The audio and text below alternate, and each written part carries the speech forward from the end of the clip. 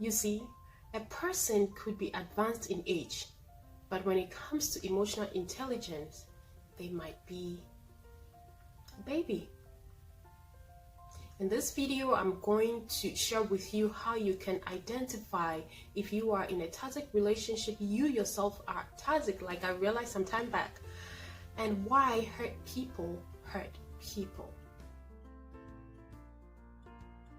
If you are in a relationship where you are always protecting yourself, you are always looking back, you are always planning, okay, I need to hide this money just in case, you are not yourself, that is a sign.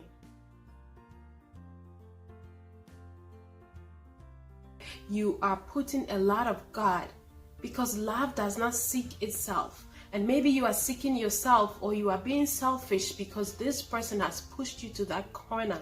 I don't want you to respond to sin with sin, because it's going to backfire. You have to find a solution. You are in a toxic relationship and you have to find a way to resolve this or get out. Now, I always tell people, do not throw people away. I wasn't thrown away. And I believe that everybody can go through therapy. Everybody can make a choice to change. The brain can be rewired, but I will not advise you to make that choice for that person. You can only make a choice for yourself. Get away from that relationship. Love the person from afar. You see yourself putting up passwords or cracking password, trying to hack into this person's phone, that is a sign. You know, I am all for accountability, but if you're going through all this extent in order to know what's happening in his head or in her head, it means you're not safe. They never own their actions. They never take a step back and say, this is what happened. Going forward, this is what we have to do. Let's put this boundary in place. They don't want you to put any boundary because they know they are going to repeat what they did. So they will not even try to resolve the issue at all. They will not apologize, because then it means they are wrong and you have something to. So if you are in this relationship where this person never owns their action, they are not going anywhere with you. They are going to hurt you. Get out of it. It's not going to. Do not wait till you get married and now you are hating marriage because marriage is something bad. No, it was happening when you were dating. And by the way, this is not just about relationship, intimate relationships, marriage, courtship. These things happen between women. It happened between mother and child. And I want you to try to take your mind to all those areas, because when in times where I have been really toxic, it was even to people, not to people that I'm intimate with or I'm in a relationship with, for that matter. It was to strangers sometimes. So we have to take our mind that far. So people who are not acknowledging when they are wrong, they will rather gaslight, and then you went to them to plead your case or to let them know they hurt you. The next thing, you are apologizing to them, or you are now the culprit and they are the victim. That is a toxic relationship. You are like, wait, I came here to say what? Okay, I'm sorry, my bad, I yelled, and then that's it.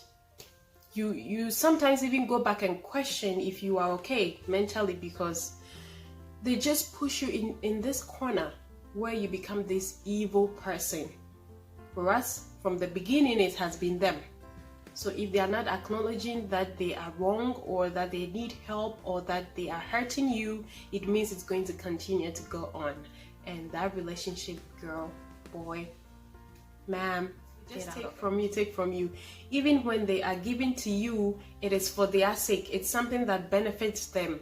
Other than that, it's all about them. When you look at yourself, you see them. And this happens in church a lot. I see people and I'm like, are you following your pastor or you are following Christ? Because they are all about, if the pastor shouldn't be there, there's nothing that they would do that pleases God, because it's all about their pastor. And so you have to look for that relationship as well. Like I said, toxic relationship is not always when there's an abusive marriage or whatever. That's when we say the end of the matter is that it's not benefiting you. It is making you become this evil person, your self-value is diminishing, you are just learning traits that are not beneficial to you, that will hurt you and hurt other people. And I'm going to talk about why hurt people help people at the end of this video, so stay tuned. So a relationship where it's one-sided, when it comes to giving, you are the one just giving, you are the one planning things, you are the one waking up, you are the one, you are just exhausted. They are bringing nothing to the table. Hey, I am all for serving, and I believe that in this life we should all assume a servant role.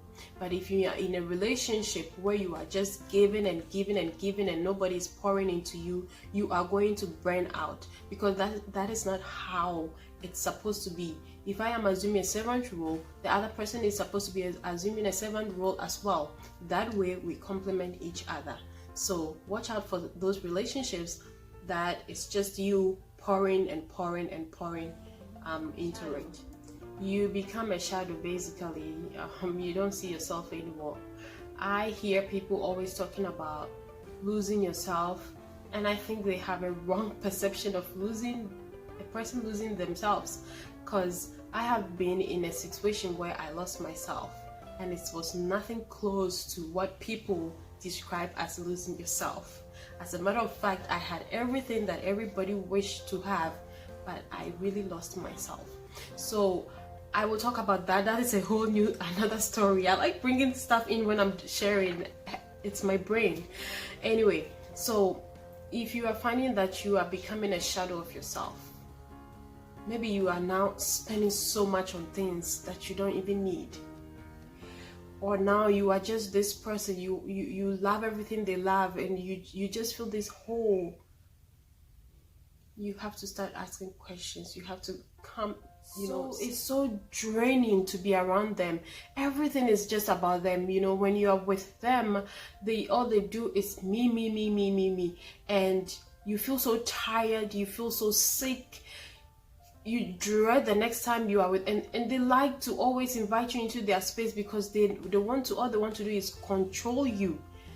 You are so scared to be in their space, even if they are not going to harm you, but you think about, you're always putting some kind of armor when you're going to see them, because oh my God, what would they say? Oh, do I have to greet them this way? Oh, do I have to bow down? Oh, wait, is this the right way? Should I keep quiet now? Should I go and pee now? That is, when you leave them, you are like, ooh. When they say they are next coming to see you, or you have to see them, you're like, oh gosh, what do I do now? Those relationships, my dear, those relationships, get out of it. Get out of it. Protect your heart, because it's going to push you into that corner, and sometimes it brings the worst out of you. Actually, that's one of the things you have to know happens when you're in a toxic relationship. This person brings the worst out of you. You are just always yelling because they don't listen to you when you are speaking softly. Now you're like, maybe if I yell, or maybe if I'm harsh, they bring the worst out of you. Like, let me just go drink, I want to numb this pain. You start being addictive to things that you're not. Things become boring for you now. They're not taking you into a place of depression, distress. It's all about them. They ignore you constantly. If they don't need everyone hates your partner. Guys, I know that sometimes, and it's not always, might not always, but with other things going on in a relationship, and then this is on top, just know to get out of that relationship. If everybody hates that partner, or everybody says the same thing about that in-law, like, oh, your in-laws, I can't stand them, then know that it's true. A lot of times people are toxic because when they were growing up, they were abused too. Now let me tell you something about the brain you might not know.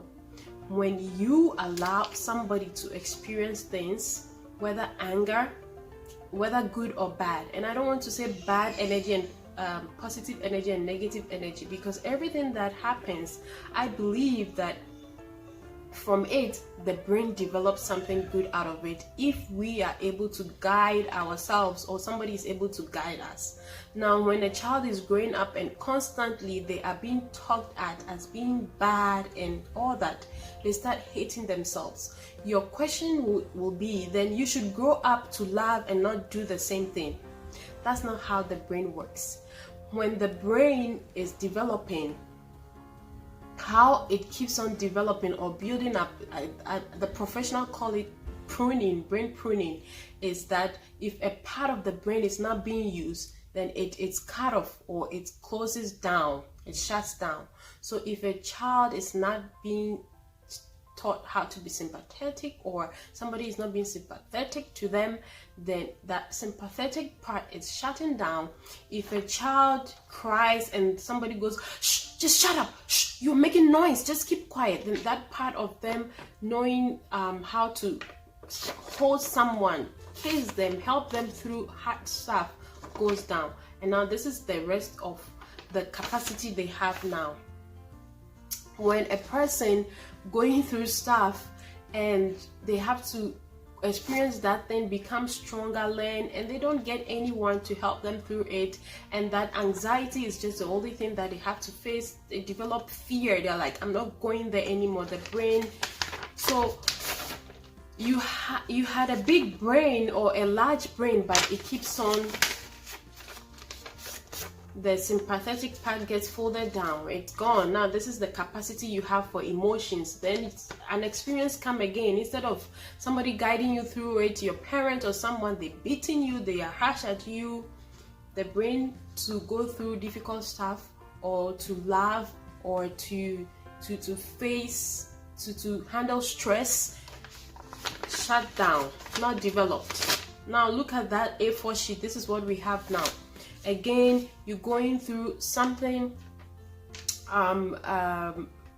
your parents are there, they are talking at you, they're saying you can't make it, you go to school, you are not good enough, your friends are, the brain keeps on not developing because you have not getting any experience to laugh to. And then this is A4 sheet was your brain. Now this is your brain as an adult. Do not give up. Now I've heard that you can rewire your brain. I've used a lot of those tactics for myself because I have anxiety, and I realized that apart from the choices that I make in life that makes me get into that anxious state, I just have a different kind of brain, and I've been using all these tricks. A lot of these things, I get them free. You can attend therapy as well, and your therapist will walk you through all this. So if you enjoyed this video, give me a thumbs up, subscribe to my channel, and I'll see you again.